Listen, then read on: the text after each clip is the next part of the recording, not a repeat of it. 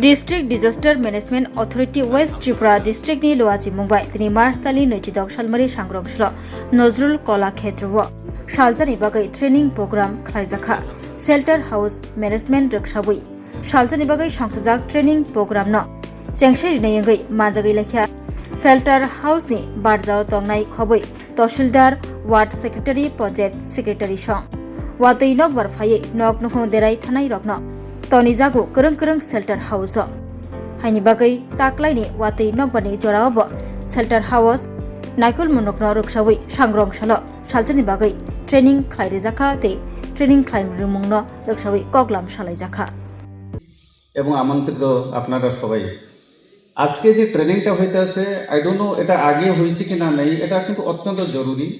এটার জন্য গত পরশুদিন একটা স্টেট লেভেলের মিটিং হয়েছিল, তার আগে ডিস্ট্রিক্ট লেভেলে মিটিং হয়েছে, তার আগে সাব ডিভিশন ও ব্লক লেভেলের মধ্যে মিটিং হয়ে গেছে। আপনারা জানেন অথবা জানেন না, but this is the fact.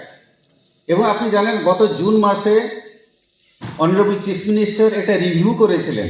Review মিটিংয়ে সব ডিএমকে ডেকেছিলেন এবং উনি নিজের এক্সপিরিয়েন্স বললেন কি গত 2024 অগস্ট মাসে যে বন্যা হয়েছিল, ওনার যে বিভিন্ন জায়গাতে মানে দেখেছেন শেল্টারে যে রিলিফ ক্যাম্প গিয়া কি কি প্রবলেম মানুষরা ফেস করে। প্রথম কথা তো হইতেছে যে অনেক শেল্টারগুলি আমরা আইডেন্টিফাই করি, এখানে আলো নেই, লাইট নেই, ইলেকট্রিসিটি নেই। তো মানুষরা কি যায় শেল্টার ক্যাম্পে কি শুধু দিনের থাকতে, রাইট? নম্বর 2, পরিষ্কার পরিচ্ছন্নতা নেই। কোন একটা জায়গাটা আইডেন্টিফাই করা হয়েছে, এখানে নিয়ে মানুষরা থাকতে আছে। এটা কথা বুঝতে হইব, যারা এখানে মানে থাকানো হইতেছে মিনিমাম রিকোয়ারমেন্ট এটা থাকতে হইব, মিনিমাম স্পেস থাকতে হইব, পেছাব পায়খানা যাবার জন্য একটা জায়গা থাকতে হবে, স্যানিটেশন থাকতে হইব, মানে স্বচ্ছ জল খাওয়ানোর জন্য জল থাকতে হইব, খাওয়ানোর জন্য মানে খাদ্য থাকতে হইব। শুধু আমি আমার কথা বয়স্কদের কথা চিন্তা করলে হইতো না। একজন যেহেতু পরিবার যাইতে আছে, তার ছোট বাচ্চাকে নিয়ে মধ্যে যাইতে আছে, রোগী মানুষ নিয়ে যাইতে আছে, মহিলারা যাইতে আছে, তার হোয়াট এভার তার প্রাইভেসি। আমরা যখন নিজের প্রাইভেসি কথা চিন্তা করি, আমরা বাড়িতে সম্পূর্ণভাবে নিরাপদ আমরা থাকি, কিন্তু কোনোদিন আবার চিন্তা করেছি যখন একটা পরিবার আইব শেল্টারে থাকতে, তার মহিলাদের প্রাইভেসি কিটা, ছোট বাচ্চাদের, শিশু, রোগী মানুষ, বয়স্ক মানুষ, তাদের জন্য কি প্রস্তাব আছে, এটার মধ্যে আপনাদের দায়িত্ব, এটা মনে রাখেন। Just you think about yourself. আপনি যদি কোনো একটা জায়গাতে ঘুরতে বেড়াতে যান, আপনি প্রথমে হোটেলটা কিরকম থাকবো, হোটেল ভিতরে দৃশ্যটা কিরকম, ঠিক আছে, খাওয়ানোর জন্য মানে ভালো ভালো ডিশ আছে কিনা নেই। কিন্তু যখন একজন মানুষ, একজন পরিবার শেল্টারে আইব থাকানোর জন্য, কতদিন থাকে? ত্রিপুরাতে আমরা যে ইতিহাস আছে, ম্যাক্সিমাম 15 দিন থেকে বেশি থাকে না, ম্যাক্সিমাম তো ম্যাক্সিমাম। এবং ওয়েস্ট ত্রিপুরার পশ্চিম জেলা শেল্টারে মিনিমাম স্পেস কত থাকা দরকার একজন মানুষকে থাকানোর জন্য? এটা হচ্ছে 3.5 স্কোয়ার ফিট। আপনি বলুন তো, এটা ছোট স্কুলে আমরা দেখি একটা দুইটা রুম দেওয়া যায়, এখানে দেখা গেছে 50 জন লোক এখানে থাকে। আমরা যদি হিসাব করে দেখি এখানে কত স্কোয়ার ফিট হইব, স্কোয়ার মিটার কথা তো বাদ দেন, ঠিক আছে নি?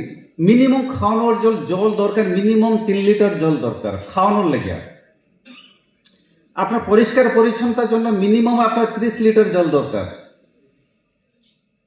যদি আমরা এই মিনিমাম স্ট্যান্ডার্ডগুলিকে আমরা যদি দেখি, আমরা দেখব কোথায় না কোথায় একটা গাফিলতি আছে, মানে আইদর আমাদের কাছে অথবা পরিচালনা দিকে অথবা কোথায় না কোথায় আছে।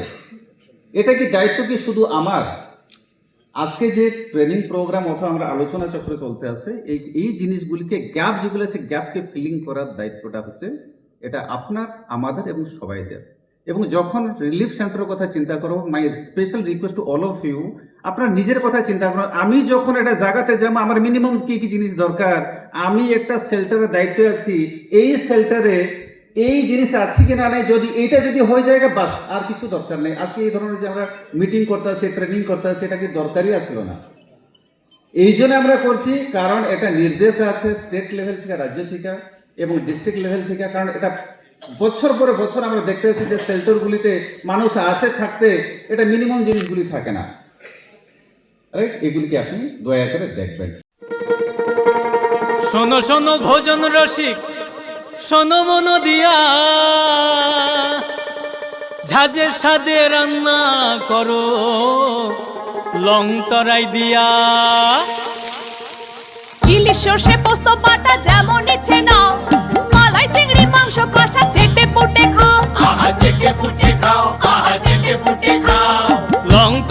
মাছি ঘানির সর্ষে তেলে টেস্ট, যে খাবে সেই বলবে লং তরাই বেস্ট। লং তরাই সর্ষের তেল, ঝাঁঝে স্বাদে তোমাকে চাই। আহা লং তরাই বেস্ট, আহা লং তরাই বেস্ট।